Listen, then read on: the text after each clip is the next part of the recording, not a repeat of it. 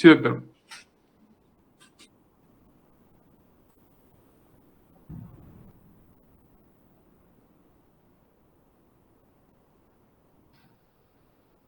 Me avisan si lo echamos de corrido para terminar todo el tema, ¿no? Y ya no nos vemos a las 11. Como quieran, quiero. Como quieran, quiero. Sí, me parece bien, doctor. Eso, ¿no? Pues te parece bien a ti y tus compañeros. Yo dije, como quieran, quiero, no como quieras. Ah. Bueno, tumores de Que urotelio también o dicen. tumor de urotelio, tumor vesical o sea de células transicionales, se le denominaba así antes, ¿no?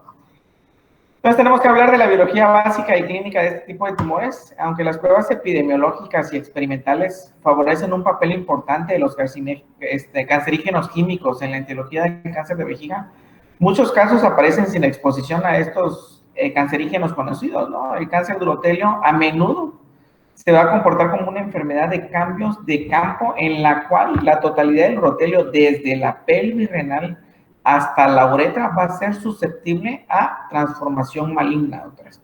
Claro, ¿no? Nosotros estamos hablando de cáncer de vejiga, o sea, de urotelio.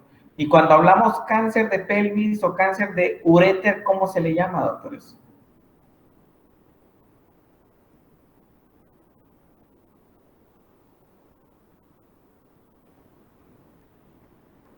Chan, chan, chan. Se le llama sea de urotelio superior, doctores. ¿Sale? Sea de urotelio superior. Epidemiológicamente va a ser 3 veces más frecuente en los hombres, ¿sí? En los hombres va a ser el cuarto cáncer más frecuente después del cáncer de próstata, cáncer de pulmón y cáncer colorectal. ¿Sale? Va a ser más frecuente en blancos americanos de 2 a 1. ¿Sí? El cáncer de urotelio va a representar aproximadamente el 3% de todas las muertes por cáncer en los hombres y el 1.5% de cánceres que van a ocasionar muerte en las mujeres, ¿no? La supervivencia va a ser más favorable en los individuos de raza blanca. Puede presentarse a cualquier edad e incluso en la edad pediátrica. Las edades medias en el momento del diagnóstico va a ser aproximadamente a los 69 años en los hombres y 71 años en las mujeres. En adolescentes y en adultos menores de 30 a 40 años, por lo regular se van a expresar histologías bien diferenciadas y a comportarse de una forma menos activa y menos agresiva, ¿no? Que habitualmente lo realizan en los adultos ya mayores. Casi nunca se ha comunicado como un hallazgo incidental en la necropsia, casi siempre se establece el diagnóstico de SEA de urotelio, doctor, ¿sale? Hablando dentro de la etiología y de los factores de riesgo, pues sí está íntimamente relacionado con la exposición ocupacional, sí, con ciertos cancerígenos, aunque no es al 100% en todos los casos que se va a presentar de esta forma, ¿no? Como ya se mencionó previamente, hay veces que no está relacionado con este tipo de exposición a cancerígenos, pero bueno, pero sí es importante recalcarlo, ¿no? Entonces, está relacionado mucho con el consumo de tabaco, consumo de café, ingestión de analgésicos, endulcorantes artificiales, antecedentes de infecciones bacterianas, parasitarias, micóticas, virales, cálculos en la vejiga y la administración de agentes quimioterapéuticos genotóxicos, ¿sale? Hablando entre los oncogenes, ¿sí? La investigación oncológica presupone que deben haber cambios genéticos para que ocurra la transformación maligna de todas las células benignas que existen en el urotelio, ¿no? Los oncogenes que se van a asociar con la aparición del SEA de urotelio principalmente van a ser los genes RAS y el oncogen P21 RAS, ¿sale? Existen genes supresores que al haber alguna alteración en estos genes, pues ya no van a suprimir la aparición del tumor, y pues por ende va a aparecer el SEA de urotelio, ¿no? Como es el gen TP53, inhibidor de la potencia de la angiogénesis, el gen MDM2, ¿sí? El gen del retinoblastoma, el factor de crecimiento epidérmico, el oncogen ERBB2, se han asociado con distintos procesos malignos que incluyen el SEA de urotelio, ¿no? Factores de riesgo, exposición ocupacional, pues el contacto con colorantes anilínicos, son cancerígenos uroteliales como la benzidina, los gases en la combustión, el hollín, los hidrocarburos alifáticos, permítame un segundito. Voy a aprovechar a ir arreglando. Si no, lo voy a dejar así. ¿Quién sabe si voy a seguir dando clases, ¿verdad? Y algunos aldehídos, ¿no? La mayoría de los cancerígenos vesicales son, por lo regular, aminas aromáticas. En cuanto a la ocupación, mecánicos de motores automotriz, pintores, camioneros, operadores de perforadoras, trabajadores del cuero, trabajadores del metal, maquinistas, limpiadores en seco, fabricantes de papel, fabricantes de sogas, ¿sí? Técnicos dentales, barberos o estilistas, médicos, trabajadores en fábricas de lencería y plomero, se va a relacionar con la aparición de cáncer en este tipo de ocupaciones, ¿no? El tabaquismo, acuérdense que los fumadores de cigarro tienen una incidencia 4 veces más de presentar cáncer de urotelio, ¿sí? Va a estar relacionado con la cantidad de cigarrillos consumidos al día, la duración en que ha estado fumando el paciente y el grado de inhalación del humo, ¿no? Se tarda aproximadamente 20 años después de dejar de fumar y que desaparezca el estímulo para la presentación de este tipo de cánceres, ¿no? Los carcinógenos del tabaco relacionados con la aparición del cáncer, por lo regular, van a ser estas sustancias, nitrosaminas, 2-naftilamina, 4-aminobifenilo y el triptofano, ¿no? También está relacionado con la ingesta del café y el té, pero no como el cáncer de urotelio alto, ¿no? El cáncer de urotelio alto o superior, que es el cáncer de pelvis, que es el cáncer de ureter, perdón, sí se relaciona con la ingesta del café e incluso nos marca que los que consumen más de 7 tazas de café al día tienen mayor riesgo de presentar cáncer de urotelio superior, ¿no? Y también la ingesta de ciertos test. Abuso de analgésicos, principalmente la fenacetina, se asocia con un riesgo mayor de SEA de urotelio y SEA de urotelio alto, ¿no? También cistitis crónicas y otras infecciones, claro, estos procesos infecciosos y las cistitis crónicas a nivel proceso inflamatorio vesical, pues se va a relacionar con la aparición de un tipo de estirpe patognomónico en este tipo de pacientes, no va a ser al 100% un SEA de urotelio, ¿no? Los pacientes que tienen catéteres urinarios permanentes, los pacientes que tienen vejiga neurógena, que tienen antecedentes de lesión medular, antecedentes de afección cerebral, entonces, pues que van a estarse con cateterismo limpio intermitente o que van a tener el catéter permanente, pues van a predisponer a aparición de procesos inflamatorios crónicos a nivel vesical y pues esto va a favorecer la aparición de cáncer en este tipo de pacientes, ¿no? También dentro de los parásitos, el citostoma hematobium se va a relacionar con la aparición de SEA de células escamosas. Todas las cistitis crónicas y otros procesos infecciosos como parasitosis van a ser SEA de células escamosas, a diferencia del SEA de urotelio, ¿no? Antecedentes de radioterapia a nivel pelviano corren un riesgo 2 a 4 veces mayores de desarrollar SEA de urotelio, la incidencia se eleva más y también se administró como quimioterapia a ciclofosfamida. Acuérdense, la radioterapia pelviana se va a utilizar en pacientes, en caso de mujeres con antecedentes de CACU, antecedentes de SEA de endometrio, antecedentes de SEA de ovario, ¿sí? En los hombres, principalmente cuando tienen antecedentes de SEA de próstata, a veces se realiza también lo que es radioterapia, cuando vimos, que lo vimos y lo mencionamos cuando vimos cáncer de próstata, ¿no? También la ciclofosfamida, que es un quimioterapéutico, corre en riesgo 9 veces mayor de desarrollar cáncer, ¿sí? Por lo regular, la mayoría van a ser cánceres que van a estar invadiendo al músculo y entonces el tratamiento es completamente radical en este tipo de pacientes, ¿no? Otros factores de riesgo, pues que no son muy frecuentes acá porque son características en ciertas ondas endémicas, por ciertas características que hay ahí, pues también van a predisponer a la aparición de cáncer vesical. También los pacientes que tienen antecedentes de trasplante renal también tienen un riesgo más elevado pues, que los que no han tenido este tipo de problemas, ¿no? En cuanto a genética, no existen pruebas epidemiológicas firmes para el mismo. No está relacionado al 100%, pero pues hay que tenerlo siempre presente, ¿no? Como en todos los demás cánceres. Dentro de la anatomía patológica hay que acordarnos del urotelio normal. Vamos a salirnos un poquito de acá para ver si se acuerdan de anatomía, doctores. Le vamos a preguntar a los que tienen apagados sus cámaras, Guadalupe del Carmen, y a los que casi no les pregunto, claro. Guadalupe del Carmen, ¿cuáles son las capas que conforman la vejiga? Ya me acuerdo. Eso. Areli. Lo bueno que yo no les doy, lo bueno es que yo no les doy clases, Tampoco, doctor, no me clases de acuerdo. urología, doctores. Yo les estoy dando clases de clínica. A ver, Areli. No me acuerdo, doc. Ah, chihuahuas. Fabricio. Era una mucosa, la muscular y no sé cuál era la otra.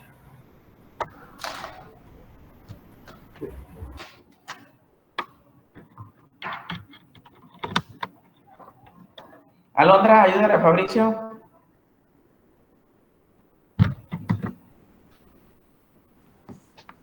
¿Cuáles dijo Alex? Betty. Bueno, me acuerdo solo del revestimiento interno.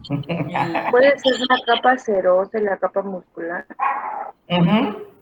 Forman parte de la vejiga, así es, Brenda. Y la que había dicho Fabricio, la mucosa, ¿no? ¿Me estás preguntando o me estás confirmando, doctora? Brenda, Nicole. Le estaba preguntando, es que no me acordaba. Ay, voy. Si yo les estoy preguntando, yo les estoy haciendo la pregunta a ustedes. Voy. A ver, Brenda, Nicole. Pues igual tiene una capa superficial. Bueno, igual, perfecto. Carla, igual. Claudia Zenet, igual. A ver, Edwin. No me decepciones, Edwin, Alexis. Igual. Ay, chingao, coño. Ya, José Carlos, ilumínanos, por favor. La primera capa, es que ahora sí que depende, ¿no? En cuestiones de cáncer, para correlacionarlo con la clasificación, la primera es el propio urotelio, ¿no? La segunda es una lámina de tejido conectivo. La tercera es la capa muscular, que se divide en tres, que es la interna, media y externa. La cuarta creo que es el peritoneo, no sé si sus dos partes. Y la última era ya panículo adiposo. Bueno, dijera jarabe de palo, ¿no? ¿De qué depende? Una. Dos, la cuarta capa es la cuarta de Rambo. Bueno, ahí les va de nuevo, pues, doctores. Acuérdense, lo voy a poner aquí en anatomía.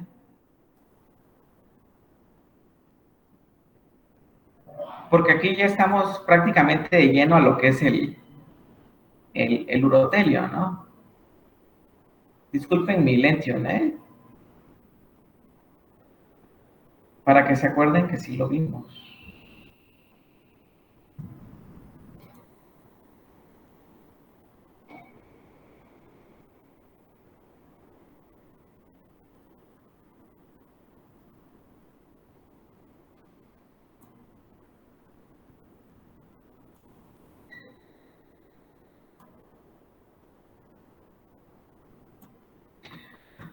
Bueno. ¿Va a votar por la planilla azul o la blanca? No, pues ya ganó la planilla blanca. Ya ganó la planilla blanca de la jefa Vero, de la jefa Vero Ochoa. Que por cierto, aquí tengo mi paletita. Al ratito me lo voy a echar. Entonces, entonces estas son las capas de la vejiga, doctores. Sí, la más interna, acuérdense que va a ser el urotelio, lo que antes se le llamaba epitelio transicional, actualmente se le llama, sí, urotelio. De ahí sigue lo que es el músculo de Trousseau, que va a estar formado por tres capas, como lo dijo José Carlos, ¿no? La más interna va a ser longitudinal, la intermedia va a ser circular, la más externa va a ser longitudinal de nuevo, y al final la serosa o adventicia, ¿no? Y aquí no viene, entonces acuérdense de eso, doctores, ya lo habíamos visto. Y ya hablando aquí prácticamente de lo que es el urotelio, doctores. Ya está toda esta madre. Perdón por el vocabulario fluido que tengo.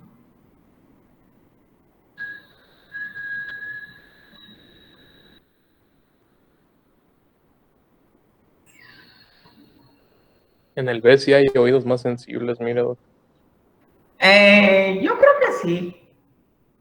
Yo creo que sí, pero ayer me los pepené.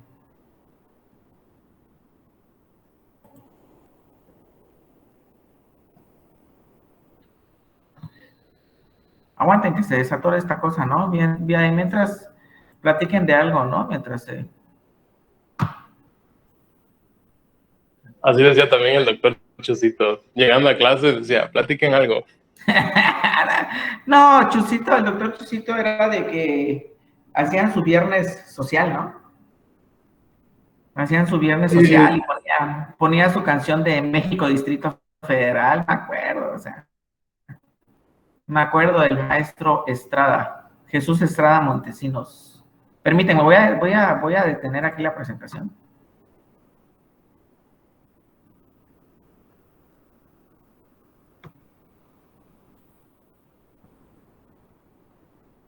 Me cerró las dos.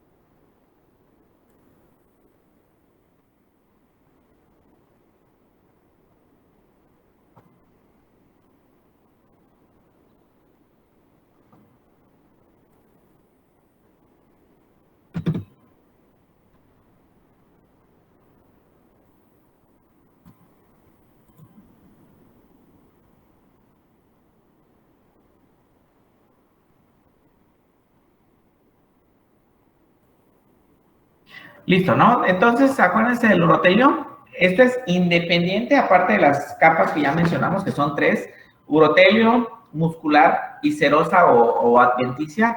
En sí, el urotelio va a estar formada aproximadamente de 3 a 7 capas de espesor. Las que van a estar más interior y las que van a estar en contacto con la orina son las células en umbrela o células en paragua, ¿sí? Seguido por lo que es las células basales, ¿sí? Y la célula basal principalmente va a descansar sobre la lámina basal de la lámina propia, y la lámina propia va a tener una túnica muscular. ¿De qué nos sirve todo esto desde el punto de vista del epitelio normal a nosotros como urólogos, doctores? Porque a veces los patólogos toman la muscular de la mucosa, no refieren si es muscular de la mucosa o si es muscular del músculo detrusor, ¿sí? Y para nosotros nos da pauta para ver cuál va a ser el tratamiento del paciente, ¿no? O sea, si está superficial o si está profundo. Si se encuentra en la muscular de la mucosa, que va a ser parte del urotelio, pues el cáncer estaría superficial. Y si está más en el músculo detrusor, pues ya estaríamos hablando de un músculo, perdón, de un sea músculo invasor o invasor. Entonces el tratamiento es completamente distinto. Por eso es la importancia de saber de todas estas capas, ¿no? Entonces existe cambios a nivel del epitelio vesical, como es la hiperplasia epitelial, ¿sí? Que se va a definir como una mucosa marcadamente engrosada sin atipias citológicas. Sí, ya hablando de metaplasia, vamos a encontrar un epitelio que no va a ser transicional con desarrollo epidermoide o glandular. Los nidos de von Brunn, ¿sí? Que van a ser islotes de urotelio de aspecto benigno situados en la lámina propia, y la cistitis glandular, que puede ser precursora del adenocarcinoma vesical. Este es otro tipo de strip histológica, ¿no? Aparte del sea de urotelio y el adenocarcinoma vesical, ¿no? Y el sea de células escamosas. ¿Sale? Displasia uretelial es una lesión intrauretelial con cambios que ya se aprecian, estos cambios a nivel de la estructura del celular, ¿sí? Y que se les puede considerar lesiones preneoplásicas, pero sin criterios aún para formar en sí una definición como un carcinoma in situ, ¿no? Para catalogarlos así. Tenemos también el papiloma invertido, que va a ser una lesión proliferativa benigna que se va a asociar con inflamación crónica u obstrucción del tracto de salida vesical. Se han comunicado casos raros de transformación maligna, pero no secundario al papiloma invertido, ¿no? Sino secundario a la inflamación crónica. Y pues si estamos hablando de obstrucción, va a predisponer a la proliferación de litiasis, a la agregación de cristales, y todo eso va a ser un círculo vicioso para la aparición de sea de urotelio, ¿no? Tenemos también lo que es el adenoma nefrogénico, que es una respuesta metaplásica del urotelio a un trauma e infección o radioterapia, y se asocia con disur y polaquiuria principalmente, ¿no? La leucoplaquia vesical, que va a ser una metaplasia escamosa con keratinización pronunciada, se va a considerar premaligna, evolucionando hacia de células escamosas hasta en un 20%, ¿no? Y otro tipo de cambios que son menos frecuentes, como es el pseudosarcoma. ¿Sale? Entonces, hablando del tema en sí que nos concierne, pues es el carcinoma uroterial o el cáncer de urotelio. Si hablamos del carcinoma in situ, que puede aparecer como un foco aterciopelado de mucosa que va a estar eritematosa, la citología urinaria va a ser positiva en un 80 o un 90%. Cuando lleguemos a estudios de laboratorio, gabinete y histopatológicos, pues una herramienta muy útil en los pacientes que tienen carcinoma in situ, carcinoma invasor y los pacientes que tienen cáncer de alto grado. Entonces, se puede solicitar lo que es la citología urinaria, no así en los tumores de bajo grado, en los tumores superficiales, porque va a salir negativa la citología urinaria, ¿no? Pero en un carcinoma in situ, aproximadamente el 80-90% nos va a dar positivo, ¿no? La aparición de células neoplásicas en este tipo de estudios, ¿no? Va a ser una lesión plana, no papilar, en la que la superficie epitelial va a contener células citológicamente malignas. El diagnóstico morfológico de carcinoma in situ requiere la presencia de atipias citológicas severas y anaplasia nuclear, ¿no? Ya hablando del pseudotelio, más del 90% de los tumores de la vejiga van a ser de urotelio, los cuales van a mostrar distintos patrones de crecimiento tumoral, papilar, sesil, infiltrante, nodular, mixto, intraepitelial, plano. Los más frecuentes van a ser los papilares, doctores, ¿vale?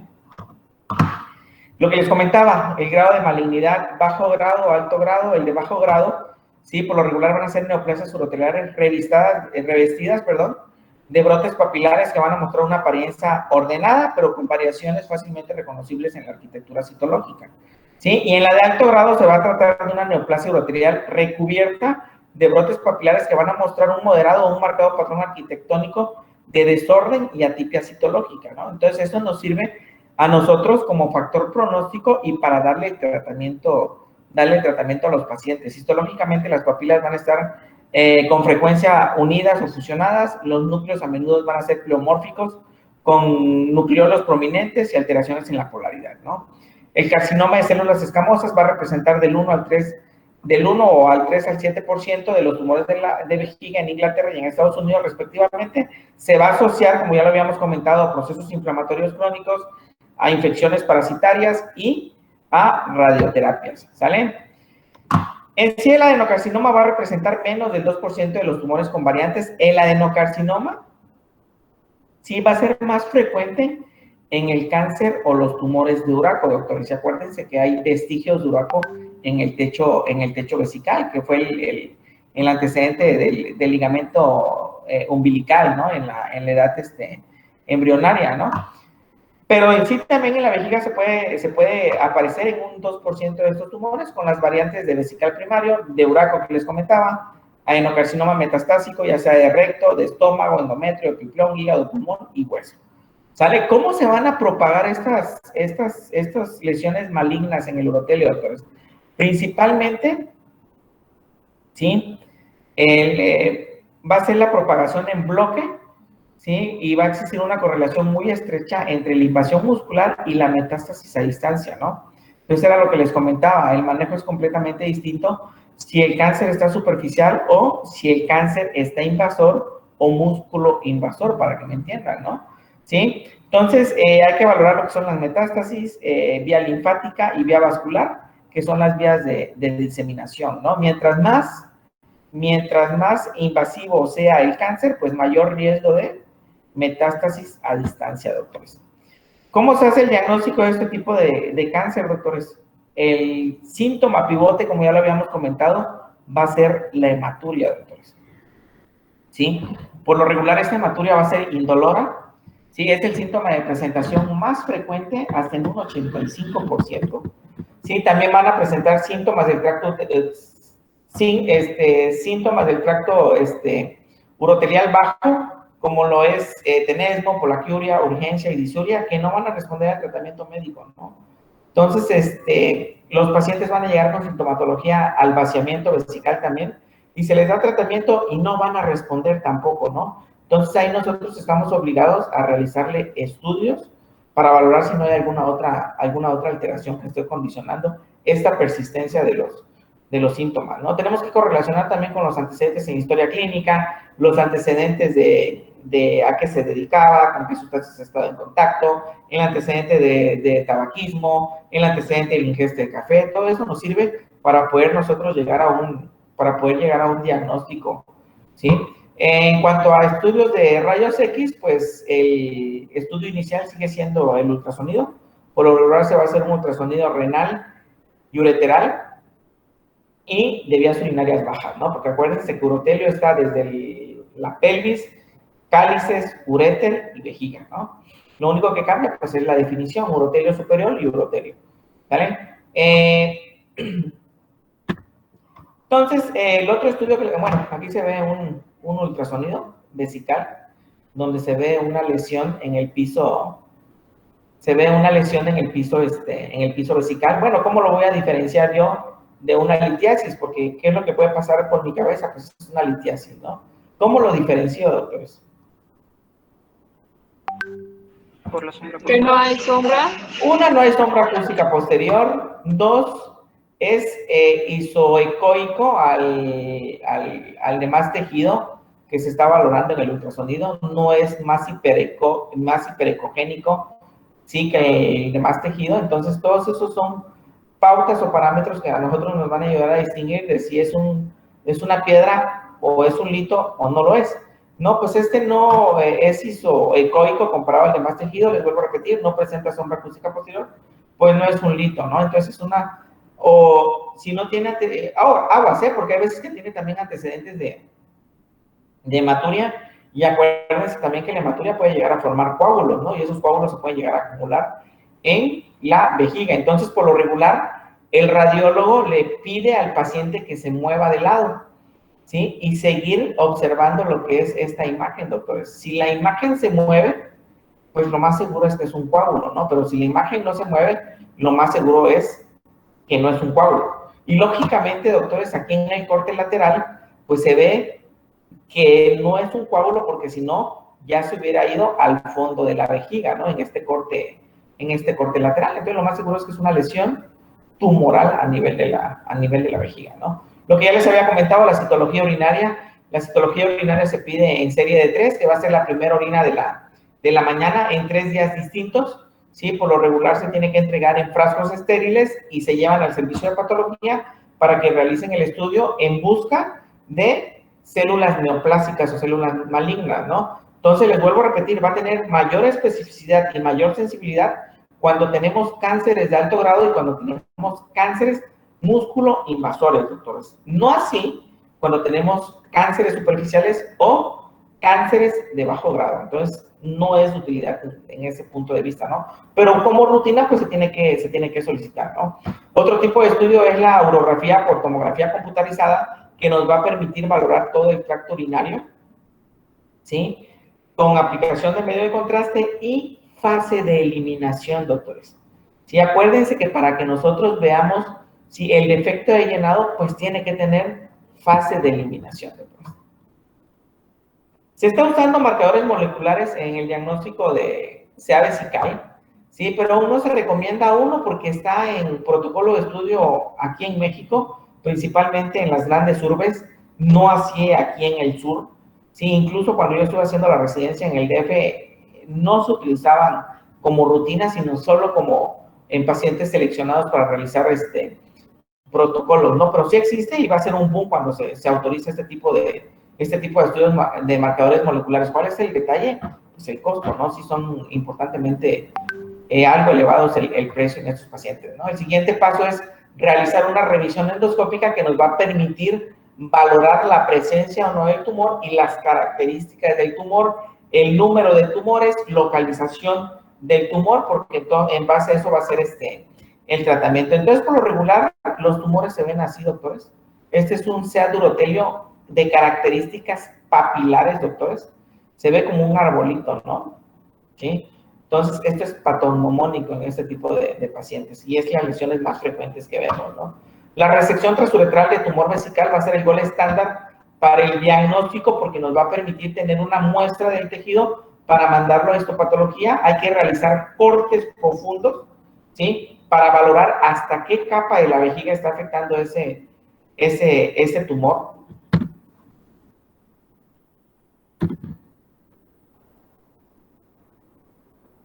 Y en ocasiones también puede ser terapéutica la RTU, ¿no? Si está superficial, ¿sí? Si está superficial la lesión, si hacemos los cortes profundos, probablemente sí estemos tratando ese tumor, pero aguas, ¿no? Porque si son tumores superficiales, cuando veamos más adelante otros términos, ¿cuál va a ser el problema de estos tumores superficiales, doctores? Que van a tener una recurrencia muy, muy, muy elevada, ¿no? Entonces, ¿cómo le voy a hacer para realizar la estadificación, doctores? Pues tengo que pedirle pruebas, ¿no? De estudios de estadificación, que el principal, como ya lo habíamos mencionado, es la urotomografía simple y contrastada abdominopélvica, resonancia magnética nuclear para valorar metástasis o afección vascular. Estudio de tórax, ya sea una tele de tórax o una tomografía con ventana, ¿sí? Para valorar ambos campos pulmonares. Y lo que es el estudio de patología y la profundidad de las lesiones. Con todos estos parámetros nosotros podemos estadificar en qué estadio clínico se encuentra el tumor del paciente, ¿no? ¿Cuál va a ser el objetivo de esta estadificación? Diferenciar si el tumor se encuentra superficial, se encuentra profundo, ¿sí? Si hay o no la presencia o ausencia de metástasis a distancia, para poder otorgar un tratamiento y valorar cuál va a ser el pronóstico de este tipo de pacientes, ¿no? Porque ese no se queda tan atrás en cuestiones de la tasa de letalidad, al igual que en cáncer renal, ¿no? El cáncer renal es seguido por el cáncer de urotelio en cuestiones de letalidad en este tipo de pacientes, ¿no? Entonces, este es un ultrasonido, se ve la lesión, pues por ende es aparentemente una lesión maligna, no está proyectando sombra acústica posterior para pensar en un lito, no está en el piso vesical para pensar que sea un coágulo. ¿Sí? Este es de características papilares, ¿sí? Al fondo se ve la vejiga y este es el tumor papilar, ¿no? Entonces, al momento de realizar la resección transuretral, pues nosotros tenemos que hacer cortes profundos, a veces llegamos hasta la serosa para poder estadificar si está invadiendo o no el tumor. Si está músculo invasor. Este es otro tipo de imagen para valorar si hay un carcinoma in situ, si está invadiendo nada más la lámina propia, si está invadiendo al músculo ya sea microscópico o macroscópicamente, si está invadiendo la grasa ya sea microscópico o macroscópicamente, y en base a eso nosotros podemos hacer la estadificación del TNM, ¿no?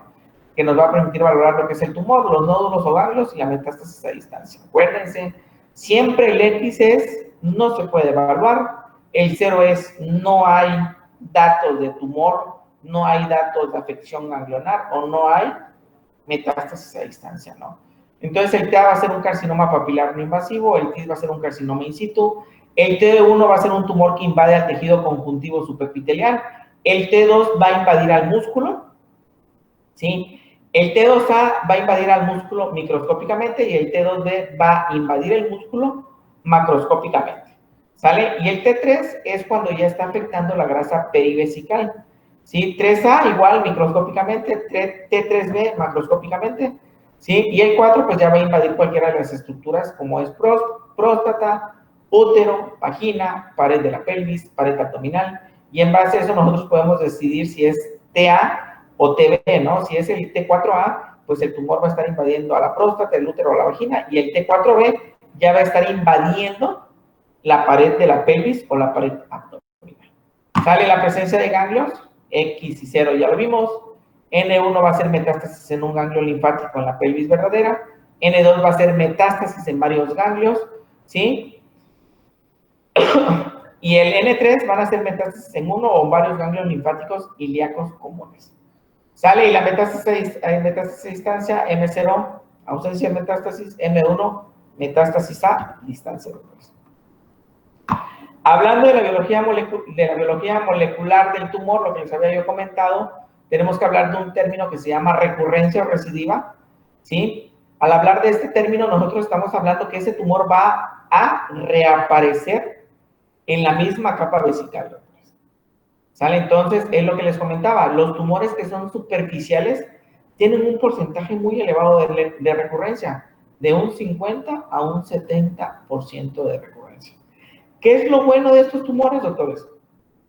Que la progresión es del 5%. Bueno, y ustedes se van a preguntar, ¿qué es la progresión? Pues la progresión es cuando el tumor recidiva, pero en capas más profundas, ¿sí? Entonces es lo bueno de lo superficial, ¿no? ¿Qué va a pasar con los tumores de alto grado o en los tumores musculoinvasores? Van a tener una recurrencia elevada, doctores, hasta en un 80%, pero ¿cuál es el problema? Que la progresión también es elevada, hasta en un 50% en los próximos 3 años después de haber establecido el diagnóstico y después de haberle dado el tratamiento de la RTV a los pacientes, ¿no? Aproximadamente entre el 40 y el 83% de los pacientes con carcinoma in situ van a desarrollar invasión muscular si no son tratados y en especial si se asocia con tumores papilares.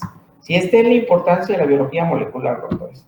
¿Sale? ¿Cuál va a ser el tratamiento? Como ya les comenté, hay que valorar si es un tumor superficial o un tumor músculo invasor, ¿no?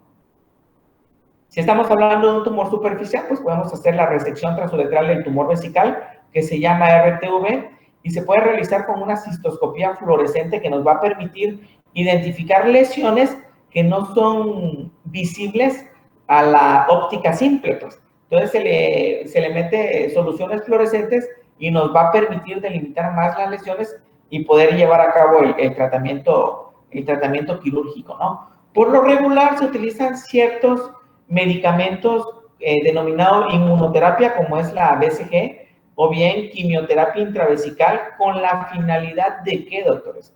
Principalmente la finalidad es tratar de evitar, ¿sí? De evitar que recurran a estos tumores, ¿no? En cuanto a la inmunoterapia con BCG, principalmente la finalidad es tratar de evitar que evolucione a un carcinoma in situ, y se ha visto mejorías en cuanto a esta aplicación terapéutica en un 50, en un 30%.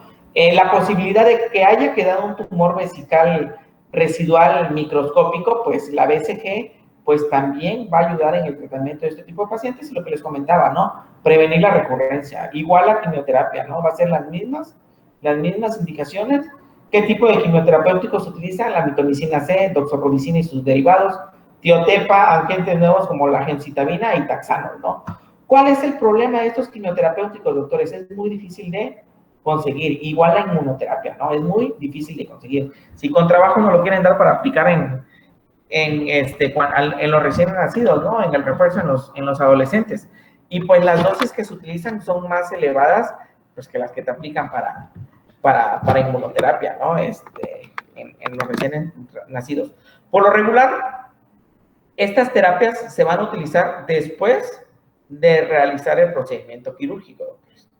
¿Sí? La BCG se va a aplicar aproximadamente 4 a 6 semanas después, ¿sí? 4 a 6 semanas después del procedimiento quirúrgico. ¿Por qué? Porque la BCG produce un proceso inflamatorio severo a nivel de la mucosa vesical. Y entonces, esta infección a nivel de la mucosa vesical se puede hacer sistémica, doctores.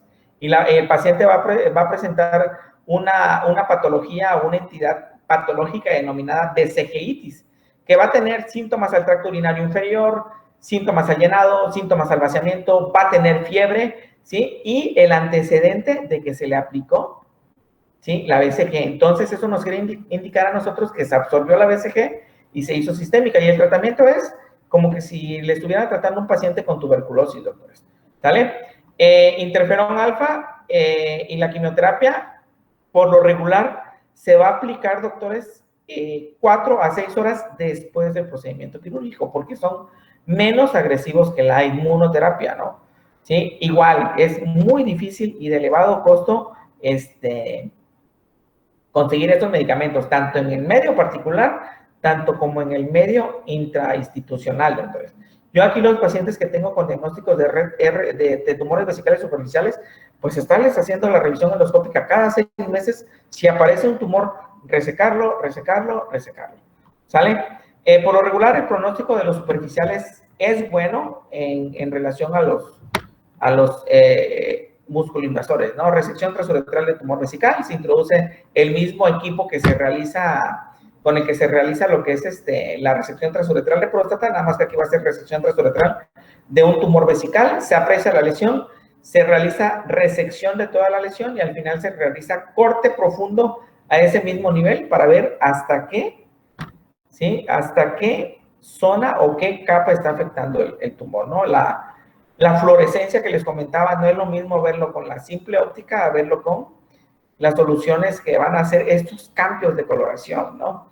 Entonces, aquí desconozco si hay en Chiapas, ¿no? Pero en la Ciudad de México sí había, pues hay que solicitarlo, ¿no? Para, sobre todo en el medio particular. Este es un video de un tumor.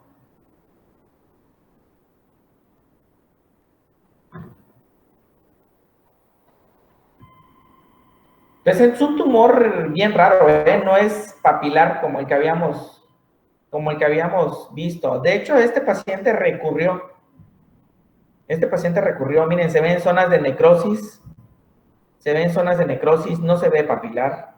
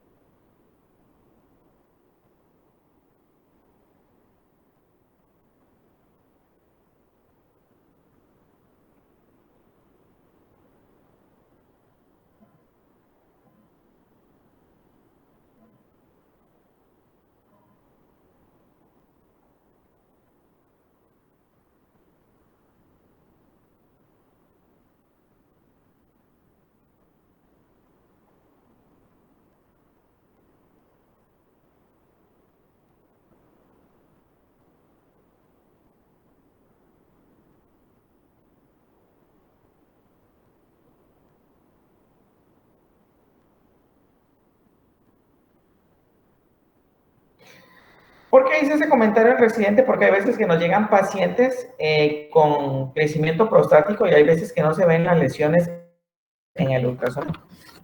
Entonces programamos al paciente para realizarle resección transuretral de próstata y de a cajón a estos pacientes le tenemos que hacer una cistoscopía antes de realizar la cirugía de próstata endoscópica, ¿no? Entonces, ¿qué podemos encontrar como hallazgos, doctores? Podemos encontrar tumores pequeños que no son visibles al ultrasonido y por ende, si no son visibles al ultrasonido, pues no se protocoliza adecuadamente para realizar el procedimiento, ¿no? Tenemos que valorar ciertos criterios para ver si se puede operar la próstata o no si tiene un tumor vesical, que son 2 puntos principalmente, que es el tamaño del tumor vesical y los números de implantes de tumores vesicales. Si el tumor mide menos de 3 centímetros, se puede realizar cirugía de próstata y cirugía del tumor a la vez, ¿sí? Si tenemos menos de 3 lesiones tumorales de menos de 3 centímetros, igual, doctores, se puede realizar cirugía del tumor vesical y se puede realizar cirugía de próstata.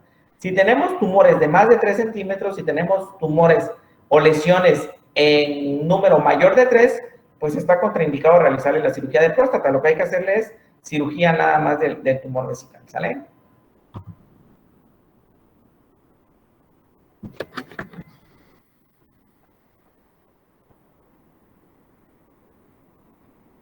Disculpen mi voz aguardientosa, pero no me acuerdo si estaba yo crudo. Nada, ese cubrebocas.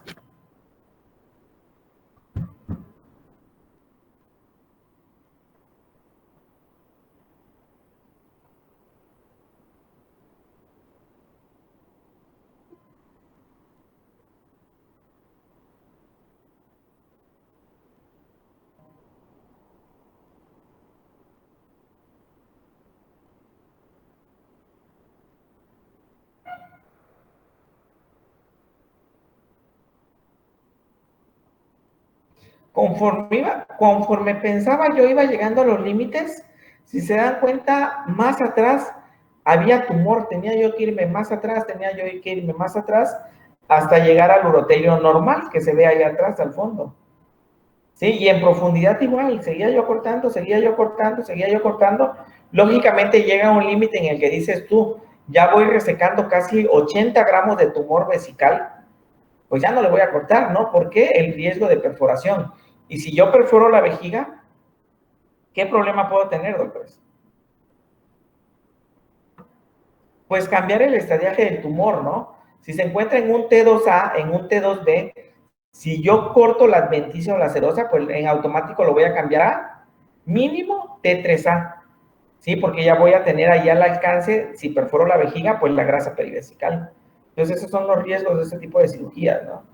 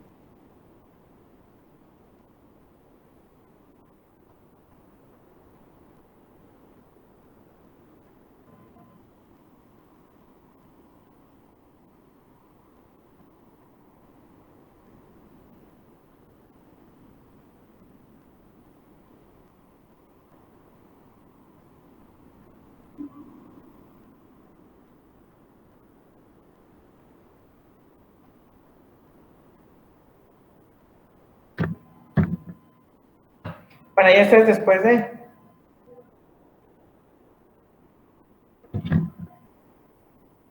Entonces, toda esa es la zona donde estaba el tumor.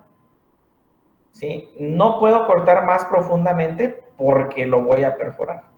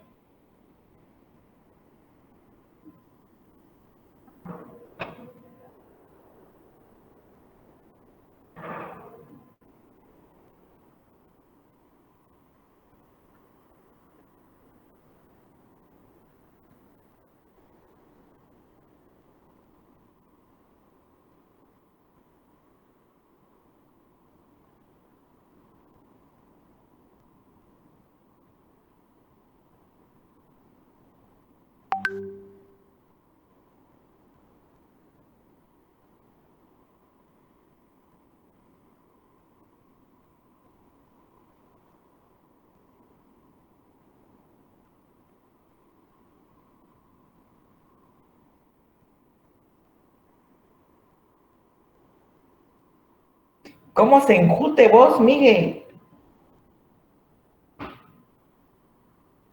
Ya me imagino con ese vocabulario en la CDMX. ¿Y este indio de dónde viene? Bueno, entonces así queda. El tratamiento después de... Sí, se tiene que dejar la sonda por 3 semanas. Sí, se tiene que dejar la sonda Foley por 3 semanas. ¿Por qué? Porque como tiene, ahora sí, prácticamente el boquetón.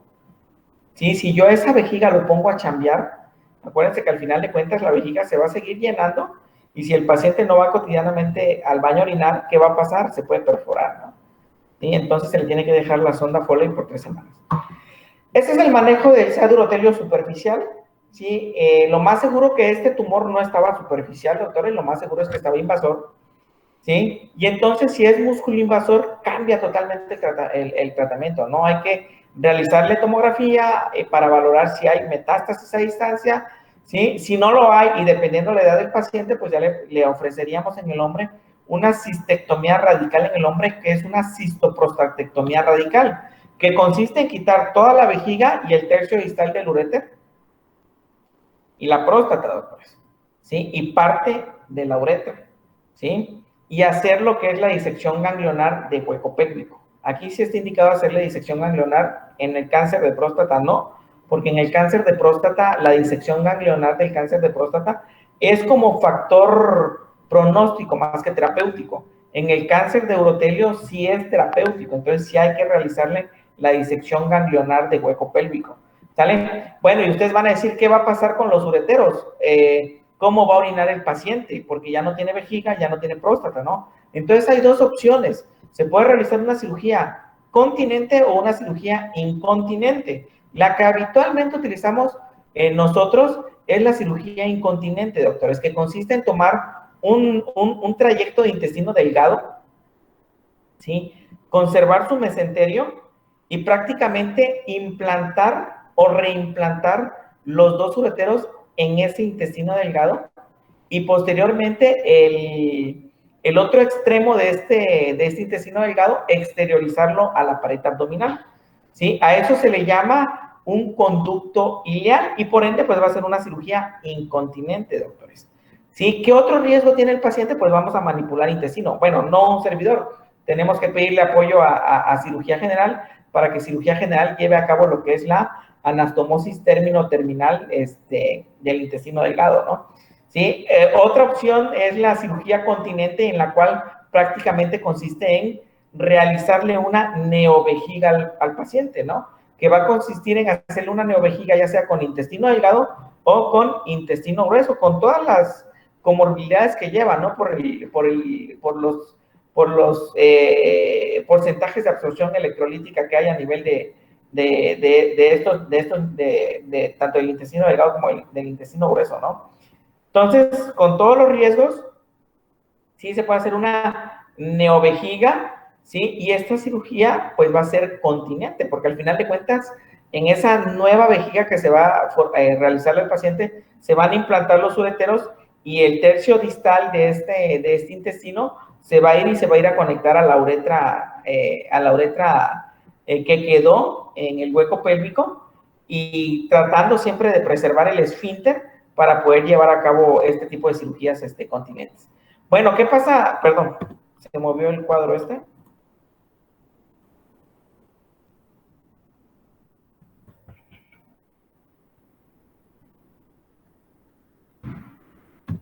Bueno, en las mujeres, ¿qué pasa, doctores? Hay que hacerle una exanteración pélvica anterior, que prácticamente consiste en extirpar todos los órganos reproductivos y la vejiga, doctores.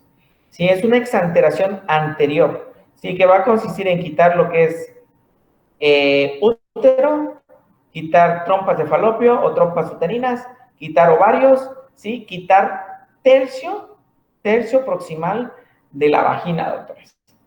¿Sí?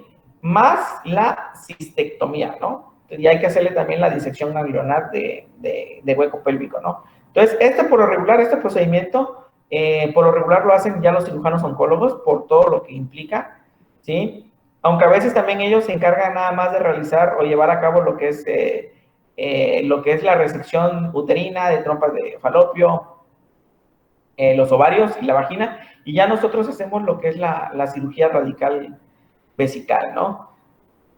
Les vuelvo a repetir, ambos con linfadenectomía pelviana en bloque y con ausencia de enfermedad metastásica, con derivación urinaria incontinente, como conducto ileal o continente neovejiga. Se puede manejar coadyuvancia con radioterapia, quimioterapia, ¿sí? O bien neoadyuvancia, ¿no? Antes de y coadyuvantes, ¿sale? Para mejorar el pronóstico de este tipo de pacientes. Claro, si tenemos un cáncer de urotelio que ya está metastásico, doctores, el tratamiento es quimioterapia sistémica. Se puede utilizar metotrexate, vinblastina, doxorubicina, cisplatino, gemcitabina y taxanos. ¿Se puede realizar la cistectomía de rescate? Claro que sí, doctores, principalmente en aquellos pacientes, ¿sí?, que están cursando con cuadros recurrentes de hematuria, les produce anemia a los pacientes, ¿sí? Entonces está indicado realizarle este tipo de cirugías para tratar de evitar este tipo de sangrado crónico que tenga el paciente, pero este manejo de cistectomía de rescate va a ser netamente paliativo, desde el punto de vista del tumor, no es con fines curativos, ¿no? Es paliativo, doctores. ¿Dudas, preguntas hasta ahí? Chingao, coño. Ya se volvió a atorar esto. ¿Dudas, preguntas, doctores? No, doctor. No, doctor. No, creo que no. Eso, chinga. No, doctor, ya ahorita ya no tenemos dudas porque ya presentamos el examen. Ya terminamos la evaluación de urología, ya, doctor, y ahorita ya para qué.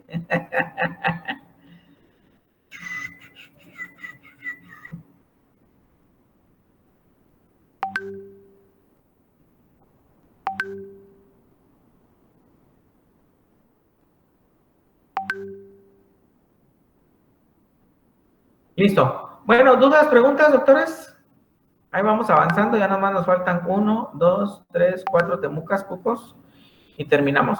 Yo creo que lo vamos a dejar hasta ahí el día de hoy. Nos vemos hasta mañana porque todos tienen cara de sueño todavía y ahorita ya no es por cuestiones de examen, es por cuestiones de hueva. Quiero que... ya no es por cuestiones... es normal, es normal. Dejamos de grabar y lo dejamos hasta ahí, doctores. Que tengan un excelente ombligo de semana, doctores. ¿Dudas, preguntas? No, doctor, muchas gracias. Buen día. Vale, que tengan excelente día, doctores. Nos vemos tomorrow. Ah, José Carlos, ¿qué me comentabas del viernes? Ya se fue. Ya se fue. Dígale que pregúntele pues a Talega, porque me había comentado algo de que el viernes quería, este canijo lanza la piedra y esconde la mano, ¿verdad?